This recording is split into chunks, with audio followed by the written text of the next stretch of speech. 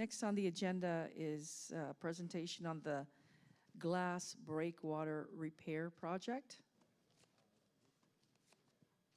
I'd like to introduce Erica Treflik-Body, who is a coastal and water resources professional with Baird and Associates, and currently serves as the resident project representative for the glass breakwater repair project in Apra Harbor. Her background in coastal engineering and advanced modeling supports design and rehabilitation of coastal protective structures with practiced durable solutions.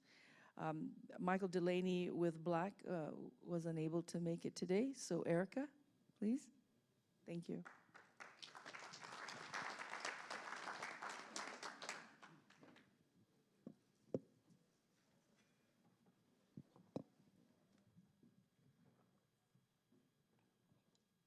Okay, just want to get set up here. Do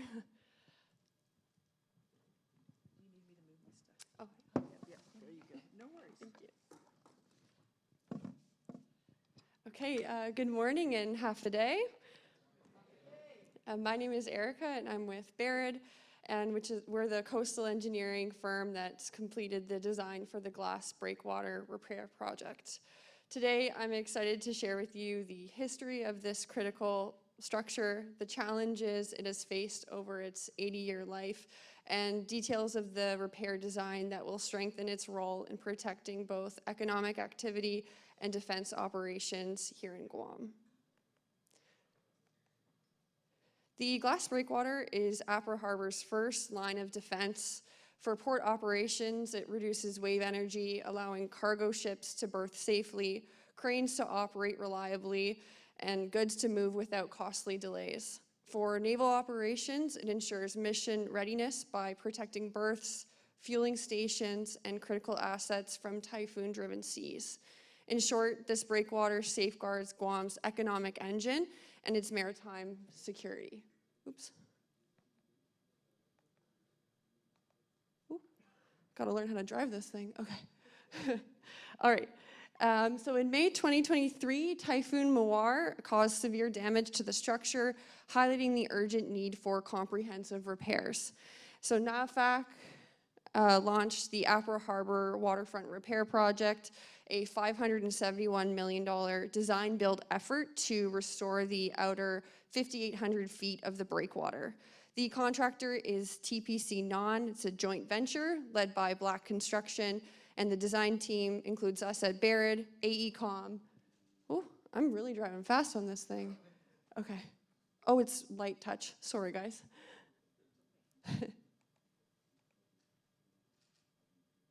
Okay, I think I'm getting the...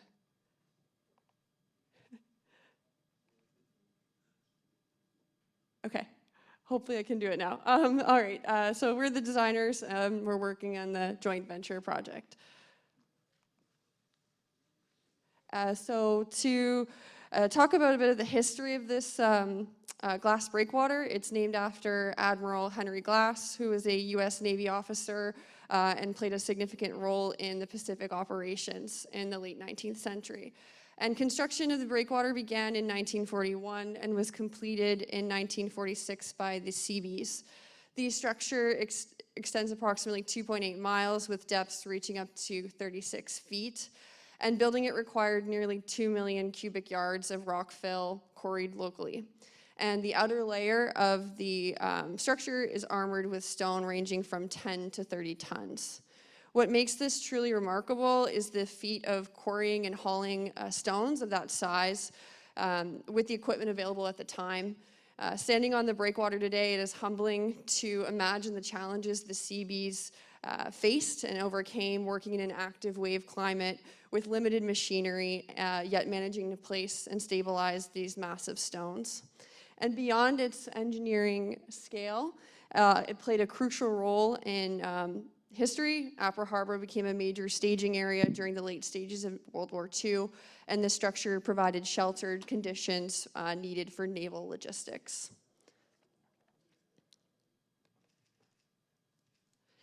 From its original construction through to 2013, the glass breakwater underwent a series of documented repairs.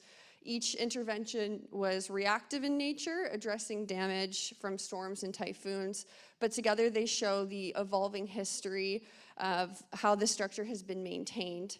I'm going to go flip through some of these repairs, and the map here shows the extent of the work that was completed at that time.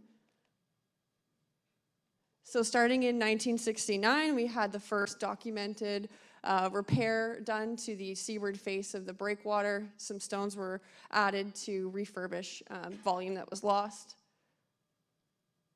Then in 1976, after the passing of Typhoon Pamela, there's more severe damage along the length of the breakwater, requiring, again, another replenishment of stone. And that also sparked a more thorough repair with the Dolos units that in some sections you can still see remnants of in kind of near the areas where it's more sheltered by the reef, and not so much in other areas where it's been exposed to extreme wave conditions. In '87, we had some additional repairs done at the roundhead and on the trunk of the structure. Similar to in '97, some repairs were also done on the lee side of the harbor. And in 2013, there were concrete cubes added to the roundhead and along the trunk. And you can still see remnants of that, and it's neat to see in some sections you kind of have where old meets new. We have the cubes that were installed in 2013 next to some intact Dolos units done in '84. And so this timeline here shows how the breakwater has been kept functional through decades of patchwork repairs. Each intervention essentially bought us some time, but the structure now needs a comprehensive repair strategy to unify and strengthen it against Guam's severe wave climate. And this cycle of typhoon damage, followed by stone replenishment, has left a lasting mark on the glass breakwater. Each repair added material, but over time, this has led to a buildup of debris around the structure, which is what we refer to as a relic debris field.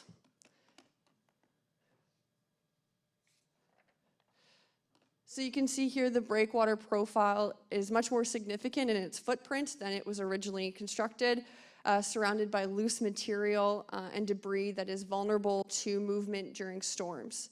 And so this relic debris field shows that the structure has increased in its size and grown outward, but it's not necessarily stronger, reinforcing the need for this strategic repair. So to move forward with a design, we first needed to understand the site as it exists today. And that began with a campaign of collecting high-resolution topographic and bathymetric surveys of the harbor and the structure. And that revealed two key features to us. First is the steep offshore shelf.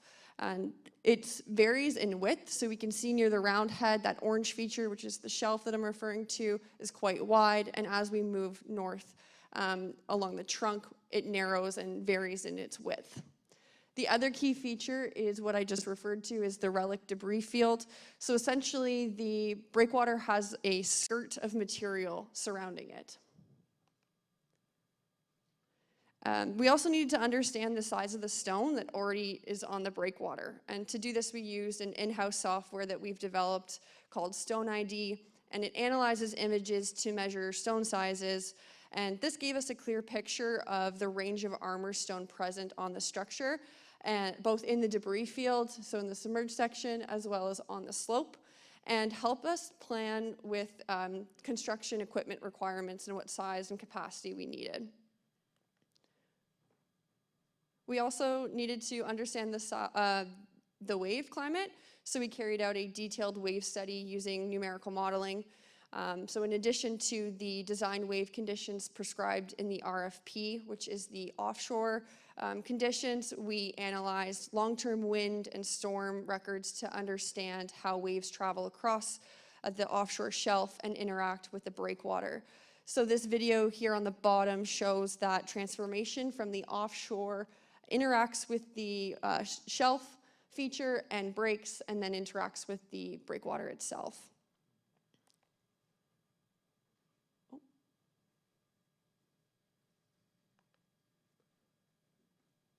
I'm really not having any luck today. Okay.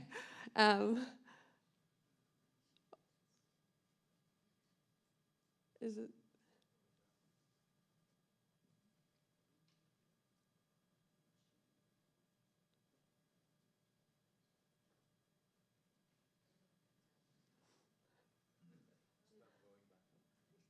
Yeah, I didn't touch it. Oh, that's me, okay. Oh boy. I can skip that slide if it really doesn't like it, I guess.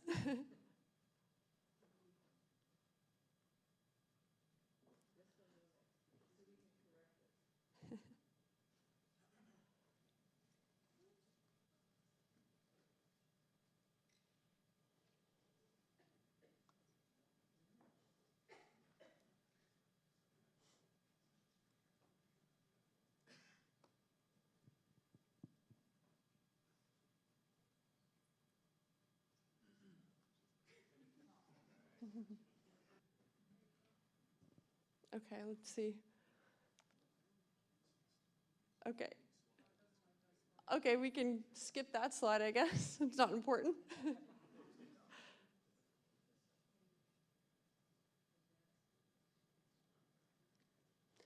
Okay, so to summarize that last slide, we basically did a bunch of numerical models to figure out what kind of waves we were up against to feed into our design. And so when we look at repairing a breakwater, there's two main options we can rely on. Oh, I'm not touching anything, is this? Okay.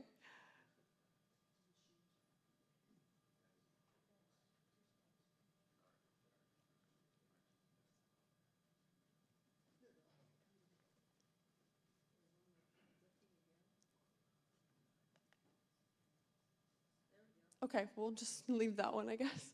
All right, so two main options. We can use stone, which is what we've seen on the breakwater already, and the other option is to use something a bit more robust, like a concrete armor unit, such as a cube, acropod, Coralock. These function by interlocking with one another and creating more stability.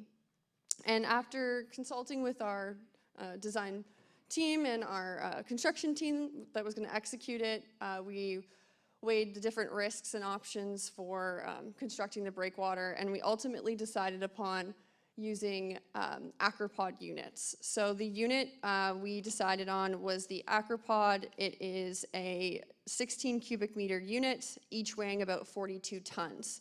So to put that into perspective, that's the equivalent to 17 Toyota 4Runners. I thought that was a good comparison that might resonate given what we see often arrives at the port of Guam. And so acropod units, they're engineered with irregular faces that allows them to fit together kind of like toy jacks. And they interlock with one another, creating a continuous armor layer that can resist extreme wave forces. And so with the units working as a connected system rather than individual blocks. And so they're placed in a single layer along a prepared underlayer slope. Typically that's a smaller stone size, but we wanted to reuse the amount of material that we have out there, so we've opted to just reshape the existing stone size, which ranges from 4 tons to 30 tons. And this is a bit of a unique feature. And then at the toe of the acropod slope there, we needed to embed it into that relic debris field that I had mentioned. And so a key design element is determining how deep into that relic debris field we need to dig. This essentially acts as our foundation for the repair. So to support our design, we completed both 2D and 3D physical models of the breakwater at the NRC facility in Ottawa, Canada. The model scale was 1 to 50, and the key objectives were to review the acropod stability, the performance of this oversized underlayer I just discussed, the mobility of that relic debris field, as well as the toe trench depth requirements, and also from a constructability aspect, what the risks are for partially completed works.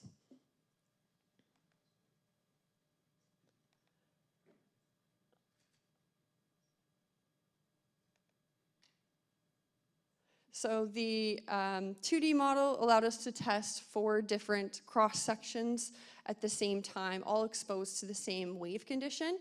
And we looked at both existing profiles, so in the green there, that represents what's already out there, as well as our repair design, which is being tested in the top photo there. We can see the Acropod units placed, and in the video as well. That video in particular, we were looking at an overload condition, so we took our design wave and added an extra foot to look at the impacts to the structure. For the 3D model, we introduced multi-directional wave conditions, so that replicates more accurately what a typical storm would be like. And because of the size of the breakwater, we needed to split the model into 2 segments to fit within the wave basin. So the first segment in green is the west section, and then the east section in red captured the transition area into Luminal Reef. This approach allowed us to test how the repair design performed across the entire length of the structure. So how do we build Guam in a lab? So what we did was we were able to replicate the bathymetry of the area for each of those segments by filling in some templates, capping it with a cement finish, and including the unique features like the steep shelf, as well as create texture to mimic what a coral reef would have for roughness. On top of that, we then built the structure itself. So again, using templates from the existing structure, we replicated it and added in scaled stone to mimic what we see on the breakwater. And we included the relic debris field. So we painted them different colors just to differentiate the sizes as well as detect movement during testing. The placement of the Acropod units, this is one of them that we have here, we got training from CLI, who's the license holder of the Acropod, so that we could make sure that we are placing it in a way that would mimic best what we are going to do on the breakwater itself at full scale. Oh, yeah, sure, as long as I get it back. These things have a habit of disappearing sometimes. Yeah. Okay, I'll have to go to Long Beach.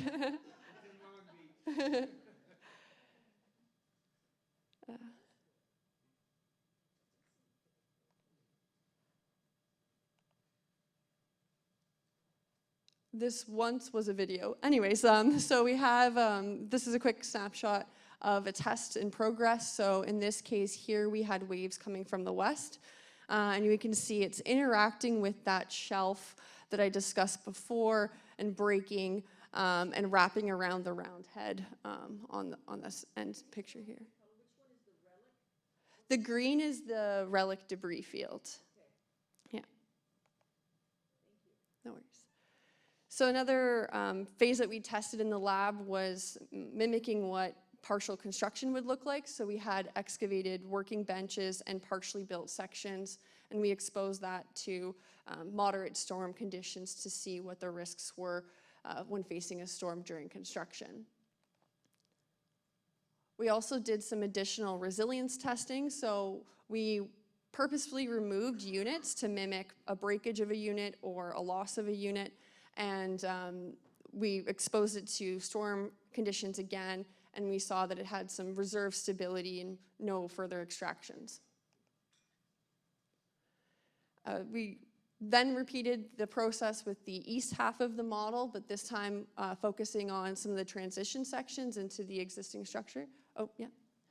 Is there an estimated construction duration? And if so, is there an optimal time of the year to minimize storm risk? Yes, so the duration of the project is 3 years, and there are windows that are more optimal to work in certain sections than others, but the plan is to progress even through some of our severe windows of weather. Thank you. No worries.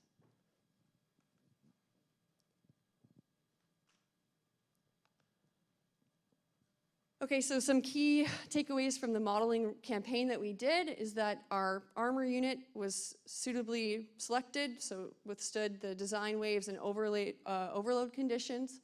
And we looked at resilience testing and showed that the acropod units could withstand some extractions and breakage.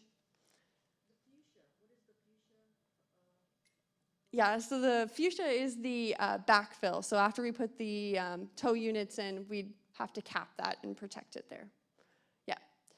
And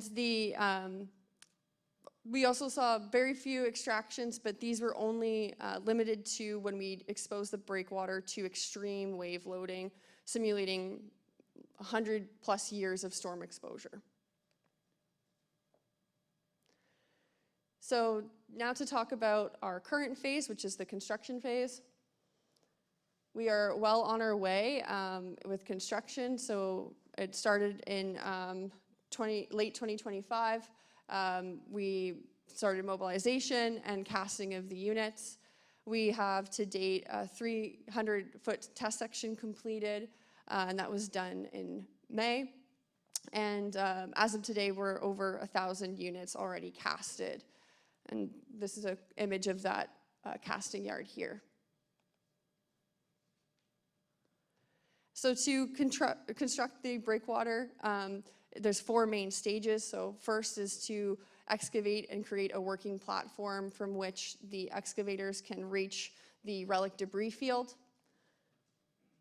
We then excavate the tow trench, and so looking at this cross section there, it's digging into that relic debris field to create a base for the first units to be placed.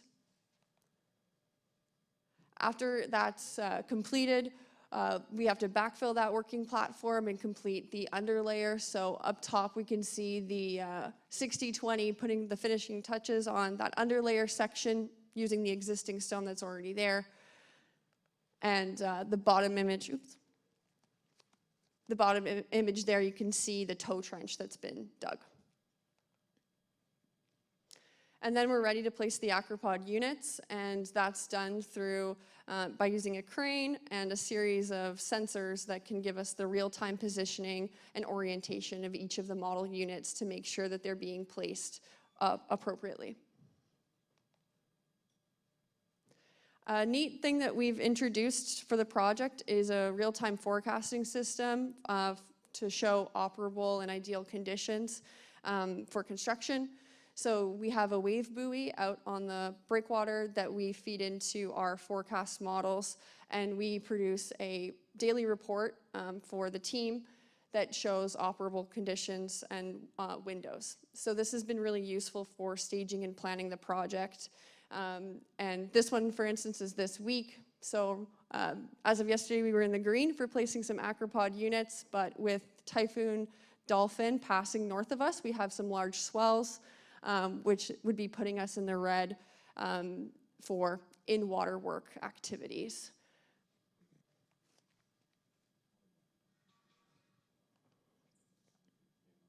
And recently we had a super typhoon Sinlaku pass by Guam, and this was a very unique storm in that the wave conditions weren't necessarily that extreme. However, it's the extended duration of the storm itself that caused significant damage to the breakwater. At this point in time in the project, we did not have any acropods out on the structure. We were in prepping phase for the underlayer. However, it did see damage along the length of the breakwater. We can see some of those spots in purple as where we saw some loss of material to the existing structure. And so in response to that, we had to patch up the breakwater and do some emergency repairs. So there's some videos of that activity there. And after that was completed, we could progress back to implementing the permanent repair with the acropod units. And we placed the first acropod in late May.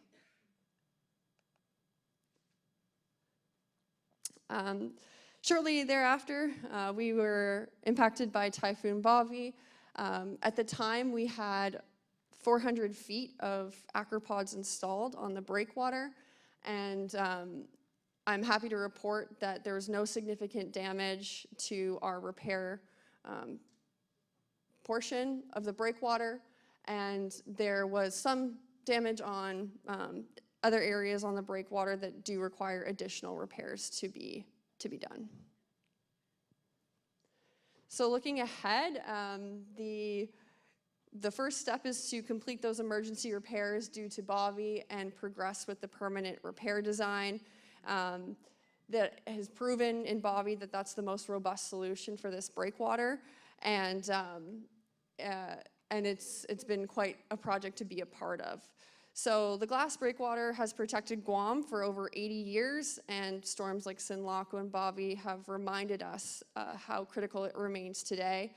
Through this project, we've combined lessons from physical modeling, site experience, and real-time wave forecasting to deliver a repair design that is both practical and resilient. As we move forward, the focus is on completing and advancing the permanent design with these acropod units and ensuring that the structure continues to safeguard Guam's port operations and naval readiness for decades to come. So it's been a privilege to contribute to this effort as part of a joint venture team, and I want to thank you for the opportunity to share our progress with you here at APP.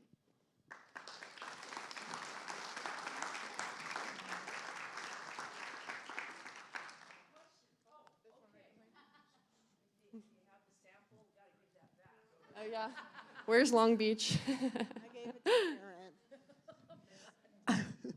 Karen.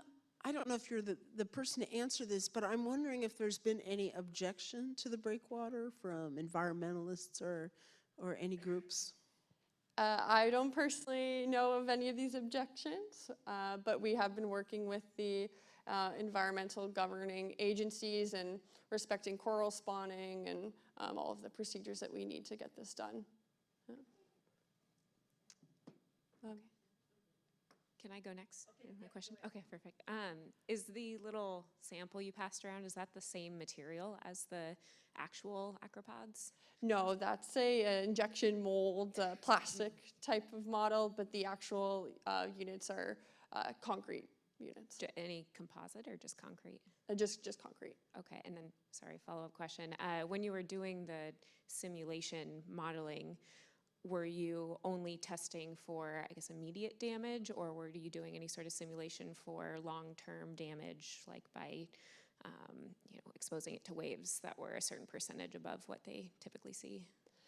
So we did extended duration testing. So we met the design criteria of looking at a 25-year wave event design, and we exceeded that. I think we went up to around 100-year wave event water level. Thank you. Yeah. I think there was a question in the front here. There we go. A couple of questions. I was wondering if you could talk a little bit about the slope and the stability. I attended a coastal engineering conference a few years ago, and there was a presentation on historical performance of breakwaters going back to the Romans, and it was really interesting. What you described as the relic debris field is what is left of many of those. Mm-hmm. And the paper pointed out that they all seem to go to 5 to 1. Mm-hmm. And the discussion was, well, why don't we just build them at 5 to 1 to begin with and have this sort of dynamically stable thing. And obviously that's more material, but there was some logic to that. Yeah, the gravel material tends to have, it has its natural angle of repose that it wants to reach, so it's happy at an angle like that. In this type of wave climate, it's exposed to very severe conditions and significant wave energy. It would be a moving mobile structure if we used armor stone instead of a interlocking unit with such mass as 42 tons. And so that's why we opted for the acropod unit and not replenishing it and repeating what's been done before with armor stone. It doesn't have that interlocking and stability that these units have. Thank you. We're going to take 2 more questions so we don't miss the bus. Okay, 2 more questions. I want to ask a two-part question. That still counts as 1. Okay, you're good. So first, then, from a design standpoint, to follow up, you designed it, I assume, on a 3-to-1, and then I'm kind of curious from an owner's verification perspective. How are you verifying the placement of the acropods below the surface of the water? You use some sort of ROV to essentially verify that? Yep, it's a system called PosiBlock. So there's a puck that's attached to the unit itself, and it gives you the real-time coordinates and orientation of the unit. So CLI has given us the prescribed grid of where we need to place these units and trained the team with the rules of orientation. So the beauty of this unit is that they're not extremely fixed to one orientation. The idea is to have randomness, and it needs to follow a couple of rules there. So that's how we're monitoring it underwater. 1 more question? There we go. I know you mentioned the longevity in regards to how long, but Can you give him the mic, please, so everyone can hear? Thank you. Thank you. I thought everybody hears me already. Based on the longevity, you said 25 years, et cetera, has there been like a stress test in the sense of the impact that it would shift or it would change the design of it in regards to how much of an impact stress-wise would it break or would it damage? So if we had some damage, what would be the implications with that? Well, the levels in which the stress would occur, what would it take to go ahead and be able to stress it to the point where it actually changes? Yeah, so the neat thing about our testing program is that we did repetitive tests back to back. So simulating repeat storms with no breaks in between, I would say. And so we stress test this in a pretty extreme way. And another thing that we did is that we purposely removed some units to say, okay, what happens if we do have a unit that breaks and isn't functioning as it needs to in its grid? And we did show that it had reserve stability. Those units like to interlock with one another. And with the slope being on a 4-to-3, it has a tendency to settle into those gaps. So there's some reserve stability there. And on that